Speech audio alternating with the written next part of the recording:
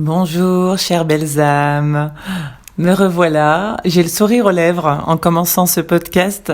Je me fais rire toute seule, ce qui est déjà bien. Je crois d'être son propre comique. C'est plutôt ironique et c'est à la fois drôle.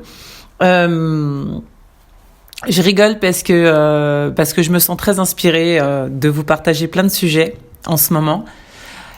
Et je rigole parce que je me dis je viens d'avoir un mot et il faut que j'en fasse un podcast. Et donc je me suis dit où est-ce que je vais encore aller quoi. Enfin bon bref, je rigole toute seule en me disant c'est ça l'aventure. Voilà. C'est l'aventure, l'impermanence, le lâcher prise, la spontanéité et de plus en plus j'aime cette sensation de justement, de laisser faire les choses sans me poser la question de qu'est-ce que ça va donner ou quel sera le résultat ou voilà, pas d'attente. Voilà. Alors, j'étais en train de méditer au soleil. J'en profite parce qu'il fait super beau et waouh, on se prend une dose de vitamine D au mois de novembre. C'est juste merveilleux. Donc j'étais en train de me poser et je me disais waouh, mais les limites, quand est-ce qu'on fixe les limites en fait et à quel moment? Parlons-en. Donc vous l'aurez compris, c'est un peu le thème de ce podcast, les limites. Alors la question concernant les limites, pour moi, c'est justement à quel moment je fixe des limites. Pourquoi et à quel moment. Et on le sait tous que dans la vie, on ne peut pas faire tout ce qu'on veut. Sinon, ce serait le chaos total. Certains essayent, mais généralement, ils sont vite rattrapés, soit par les lois terrestres ou par les lois divines, dans les deux cas. Mais du coup, quand on reste à peu près dans la moyenne et raisonnable, on va dire, à quel moment dans notre vie on se fixe des limites? Et pourquoi? Alors, pourquoi ça paraît plutôt évident, entre guillemets. Il y a l'idée qu'effectivement, si on n'avait pas des limites, encore une fois, on aurait libre cours à tout et n'importe quoi. Et je pense que c'est toujours un garde-fou d'avoir des limites. Alors, je vous pose la question, justement, c'est intéressant. À quel endroit, avec un D, penseriez-vous avoir aucune limite? Ou, à l'inverse, à quel endroit de votre vie avez-vous l'impression d'avoir trop de limites, trop de limitations? Donc soit on a la sensation qu'on veut trop prendre de liberté, ou soit à l'inverse, on a l'impression d'être trop contenu et trop enfermé. Parce que les limites peuvent rappeler que quand on est délimité, on est contenu dans quelque chose. Donc, il y a cette idée d'enfermement, effectivement, mais tout dépend comment on le vit, justement. On peut très bien être délimité entre 4 murs, dans une pièce, et se sentir super bien. Et puis, il y a des personnes qui vont se retrouver délimitées entre 4 murs et être claustrophobes et n'en plus pouvoir au bout de 2 minutes. Donc, encore une fois, on est tous uniques et différents, et on n'a pas tous les mêmes limites. Alors, il y a tellement de choses à dire, là, du coup, qui m'arrivent. Pouf! Alors, il va falloir que je fasse le tri dans ce qui m'arrive, parce que je suis en arborescence dans ma tête, là. Donc, je reprends là où j'en étais. J'ai posé la question déjà, pourquoi? Donc, pourquoi poser des limites? Parce qu'on vient de l'évoquer, et c'est déjà à vous de répondre à ça, et pourquoi, et voilà. Et quand est-ce qu'il y en a trop, quand est-ce qu'il n'y en a pas assez? Et la question que je me posais justement, c'est à quel moment poser la limite? Parce que on le sait, tout est une question d'équilibre et de trouver notre propre équilibre et juste milieu dans les situations qu'on vit. on n'aura pas tous la même perception des limites en fonction de la situation. Je prends l'exemple typique de l'éducation aux enfants. Alors là, c'est vraiment le grand fourre-tout, parce que, encore une fois, on prend juste deux familles, deux modes d'éducation différentes. Il n'y a pas un parent qui va mettre les mêmes limites à l'autre enfant, en fait. Ça va être à chaque fois différent. Parce qu'il n'y aura pas le même cadre pour tout ce que ça comprend, quoi. L'éducation familiale, ce qu'on a reçu, nos peurs, nos blessures, nos désirs, toutes nos projections et ainsi de suite. Donc, la question que je me posais et pourquoi j'en suis arrivée à ça, c'était de me dire à quel moment on doit savoir s'arrêter. Parce que la vraie question, au fond, c'est que, ok, on a des limites. Moi, ce qui m'intéresse, c'est déjà de savoir où sont mes limites, parce que ça suffit pas de le dire, elles existent. Donc, où sont mes limites ? Donc déjà, est-ce que je les connais ? Est-ce que je les reconnais ? Est-ce que quand il m'arrive une situation, j'arrive à les entendre ? J'arrive à les ressentir ? Donc déjà, ça c'est une première question aussi, genre une parmi tant d'autres que je vous pose aussi. Et justement, c'est de se dire, mais waouh,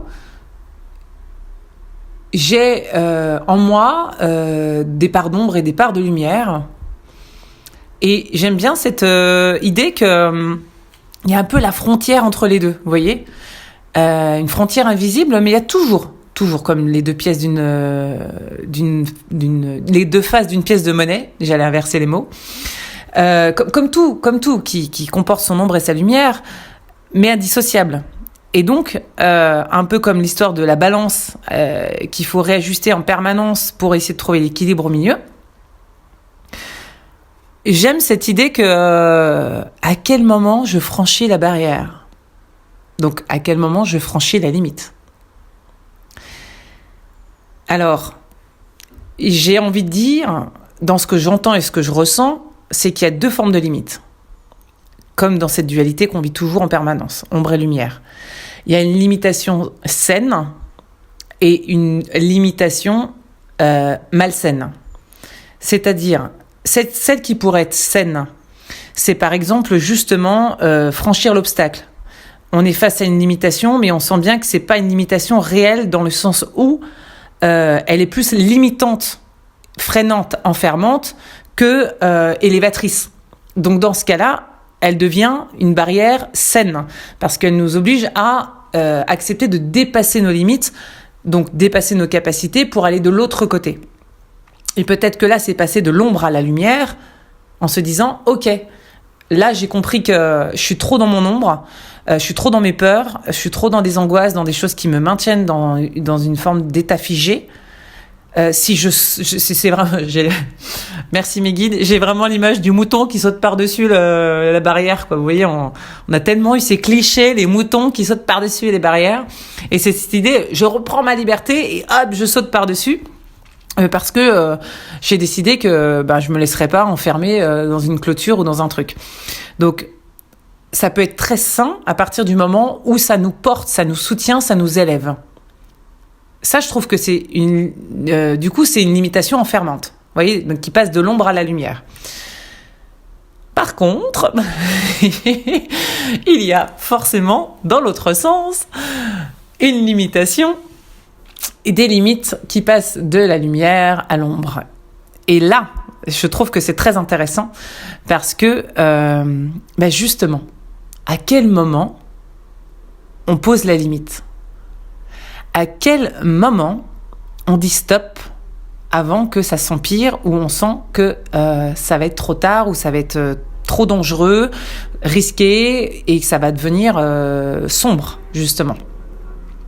Plein d'exemples que vous avez peut-être déjà tout de suite ou que je vais essayer de vous donner, là, comme ça, à brûle-pourpoint, pour sortir une vieille expression des années 1880. Typiquement, je reviens aux enfants. Un gamin qui n'a pas de cadre et de limite, le gamin, il devient plus royaliste que le roi et part dans tous les sens.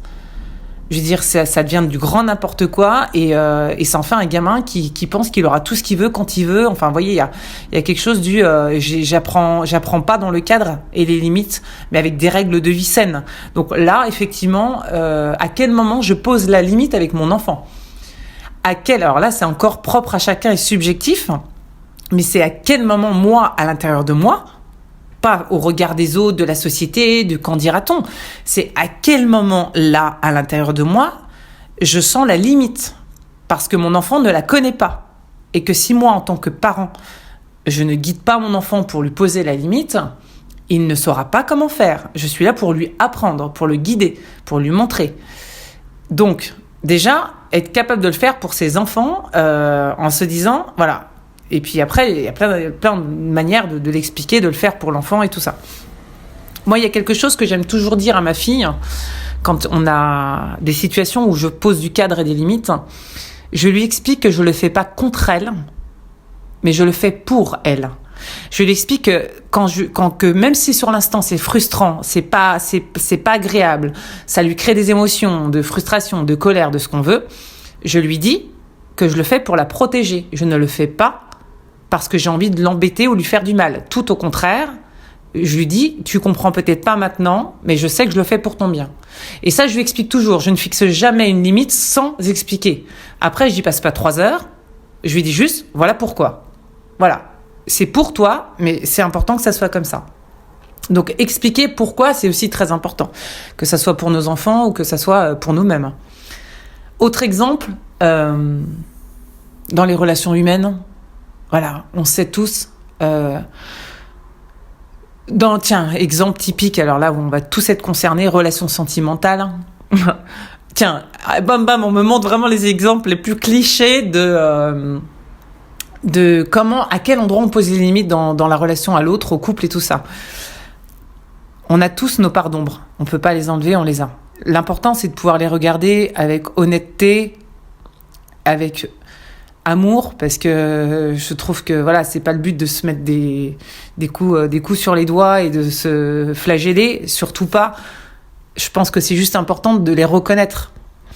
Et par exemple, beaucoup de couples, quand ils apprennent à se connaître ou qu'ils vivent ensemble, déjà il y a un côté je te connais par cœur, je vis avec toi, donc je m'autorise. Déjà, on s'autorise beaucoup de choses avec l'autre parce qu'on pense qu'en étant avec, on a le droit et la permission de faire beaucoup de choses.